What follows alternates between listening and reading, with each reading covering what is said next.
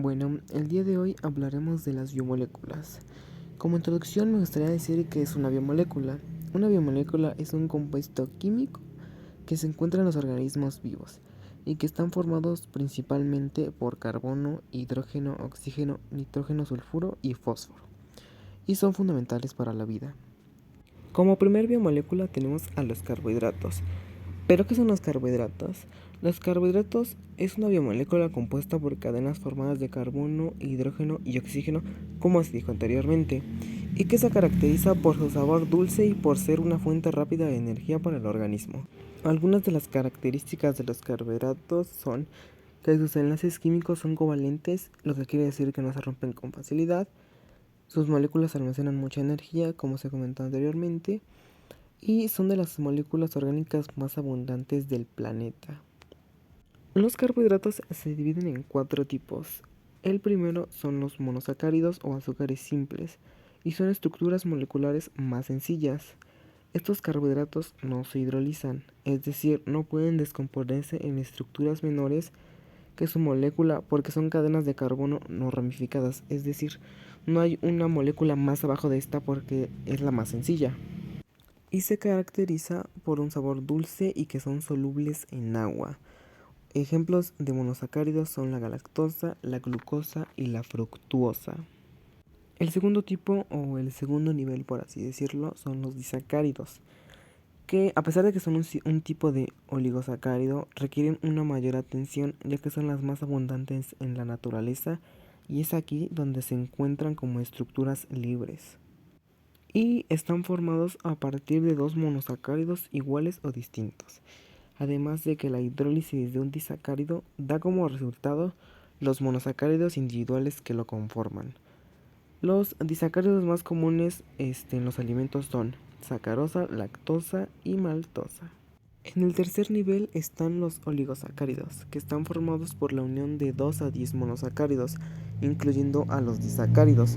Sin embargo, estas moléculas no son libres en la naturaleza como los disacáridos, sino que están unidos a moléculas de lípidos o proteínas. En el cuarto y último nivel tenemos a los polisacáridos, que están formados de más de 10 monosacáridos y pueden ser lineales o presentar ramificaciones. Debido a que son carbohidratos complejos, sus moléculas se descomponen más lentamente hasta ser convertidas por el organismo en glucosa u otros monosacáridos. Por eso, los polisacáridos son los hidratos de carbono que deben seleccionarse como alimento para contar con la corriente progresiva de energía durante todo el día. Ejemplos de esto son la celulosa y el almidón. Como segunda biomolécula tenemos a los lípidos, que al igual que los carbohidratos están compuestos por carbono, hidrógeno y oxígeno y son moléculas hidrófobas, es decir que no son solubles en agua, pero son solubles en disolventes orgánicos no polares como puede ser el benceno o el cloroformo. Y pueden estar formados por cadenas alifáticas saturadas o insaturadas o por anillos aromáticos, además de que son compuestos muy diversos debido a su estructura molecular. Por ejemplo, algunos son rígidos, otros son flexibles y por lo general tienen cadenas unidas mediante puentes de hidrógeno. Algunos lípidos, como los que componen la membrana celular, pueden ser una capa hidrófoba y otra hidrófila, de modo que solo uno de sus lados puede interactuar con moléculas de agua o similares. Asimismo, ciertos lípidos forman el tejido adiposo, que es conocido comúnmente como grasa, pero que cumple un otro soporte, protección y almacenamiento energético de suma importancia para el organismo animal, aunque en exceso puede ser una amenaza para el equilibrio de la vida. Los lípidos cumplen diferentes funciones, por ejemplo, una de ellas es que sirve como reserva de energía del organismo animal, ya que ciertos lípidos conocidos como triglicéridos son la reserva energética por excelencia. También sirve como soporte estructural del cuerpo, ya que los lípidos son la materia prima en la construcción de numerosas estructuras biológicas, por ejemplo las membranas celulares. Los lípidos se clasifican en dos categorías, los soponificables y los no soponificables. Los primeros son lípidos semejantes a las ceras y las grasas, que se pueden hidrolizar porque tienen enlaces éster, por ejemplo, los ácidos grasos, los acilglicéridos, los séridos y los fosfolípidos. A su vez, esta categoría se divide en dos: los simples, que su estructura comprende mayormente átomos de oxígeno, carbono e hidrógeno. Por ejemplo, los acilglicéridos, que al solidificarse se conocen como grasa y al hacerse líquidos como aceites.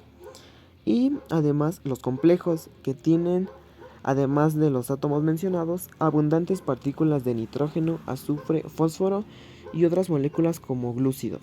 También se los conoce como lípidos de membrana. Regresando a las dos categorías principales, los no saponificables, que se me pasó a decirlo, son lípidos que no pueden hidrolizarse porque no presentan enlaces éster. Algunos ejemplos de lípidos saponificables son los ácidos grasos, que se dividen a su vez en ácidos grasos saturados e insaturados. Los acilglicéridos son ésteres de ácidos grasos con glicerina, producto de una reacción de condensación que puede almacenar de esta manera de 1 a 3 ácidos grasos. Los fosfolípidos, por su lado, contienen una molécula de glicerol a la cual se le pueden unir hasta 2 ácidos grasos, uno saturado y uno insaturado, y un grupo fosfato. Este tipo de lípidos son el ladrillo, por así decirlo, para la base de las membranas celulares. Los ácidos grasos saturados están compuestos por enlaces simples únicamente, por ejemplo, ácido láurico, ácido palmítico, ácido margárico o ácido araquídico.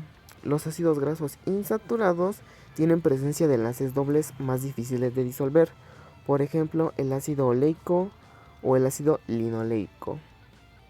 En tercer lugar está la biomolécula llamada proteína, que son macromoléculas formadas por unidades estructurales llamadas aminoácidos. Siempre contiene en su estructura carbono, oxígeno, nitrógeno, hidrógeno y muchas veces azufre, como las anteriores biomoléculas. Los aminoácidos son moléculas orgánicas compuestas por un grupo funcional amino en un extremo y un grupo funcional carboxilo en el otro extremo. En total existen 20 aminoácidos fundamentales, que al combinarse constituyen la base de las proteínas. Las proteínas se clasifican en dos tipos, una por su composición química y la segunda por su forma tridimensional. Primero hablaremos de la composición química. Esta se divide en dos, que son las proteínas simples, que son también conocidas como holoproteínas y están formadas solo por aminoácidos o por sus derivados. Y las proteínas conjugadas, también conocidas como heteroproteínas, están formadas, además de los aminoácidos, por otras sustancias como metales, iones, entre otros. En la segunda clasificación se organiza por su forma tridimensional, es decir, la distribución en el espacio de su estructura, que se divide en dos. Las proteínas fibrosas, que su estructura está formada por fibras largas y son insolubles en agua, y las proteínas globulares, que su estructura está enrollada y compacta, con casi forma esférica y suelen ser solubles en agua. Ahora hablaremos de los niveles estructurales de las proteínas. La estructura primaria es la secuencia de aminoácidos que componen a una proteína y solo se refiere a los tipos de aminoácidos que conforman su estructura y el orden en que están enlazados. La estructura secundaria describe la orientación local de diferentes segmentos que componen una proteína. Por lo general, aunque existen muchos otros, los principales son hélice alfa, que es un segmento con estructura en forma de espiral sobre sí misma, y hoja beta plegada, que es un segmento con forma estirada y, valga la redundancia, plegada, similar a un acordeón. Las formas de ambos segmentos están generadas y estabilizadas principalmente por interacciones por puentes de hidrógeno. La estructura terciaria consiste en la disposición en el espacio de la estructura secundaria, es decir, el espacio que ocupa, y puede amoldearse para formar proteínas globulares o fibrosas. La estructura terciaria se estabiliza por interacciones de Van der Waals. La estructura cuaternaria se forma por la unión de varios segmentos peptídicos, es decir, está compuesta por la unión de varias proteínas. Esta estructura se estabiliza por el mismo tipo de interacciones que estabilizan a la estructura terciaria, es decir, las interacciones de Van der Waals. Un dato que es importante decir es que cuando las proteínas son sometidas a altas temperaturas, se desnaturalizan. Y la desnaturalización es la pérdida de la estructura secundaria, terciaria y cuaternaria, lo que hace que quede la cadena polipeptídica sin ninguna estructura tridimensional fija. Se podría decir que queda reducida a su estructura primaria. Como última biomolécula tenemos a los ácidos nucleicos, que son largas cadenas moleculares compuestas a partir de repeticiones de piezas más chicas, que se llaman monómeros. Existen dos tipos conocidos de ácidos nucleicos, que es el ADN y el ARN. Dependiendo de su tipo, pueden ser más o menos vastos, más o menos complejos y pueden presentar diversas formas. Cabe mencionar que estas macromoléculas están contenidas en todas las células, en el caso de las eucariotas en el núcleo celular y en el caso de las procariotas en el nucleoide, e incluso los virus las poseen. Como se mencionó anteriormente, existen dos tipos, el ADN y el ARN. Para diferenciarlo es muy fácil, ya que sus funciones bioquímicas son distintas. Mientras el ADN sirve como contenedor de información genética, el otro sirve para transcribir sus instrucciones. Cada uno comprende una molécula de azúcar pentosa y un conjunto de bases nitrogenadas levemente distintas. Para el ADN es adenina, guanina, citosina y timina, y para el ARN es adenina, guanina, citosina y uracilo. Otra cosa que las diferencia es su estructura. Mientras que el ADN es una cadena doble en forma de hélice, el ARN es monocatenario y lineal. La función del ADN es codificar la totalidad de información genética del organismo y del ARN es operar a partir de dicho código. La estructura de los ácidos nucleicos es una pentosa, una base nitrogenada y un grupo fosfato. Además de que la importancia de los ácidos nucleicos es que son imprescindibles para la síntesis de proteínas y para la transmisión de información genética de una generación a otra.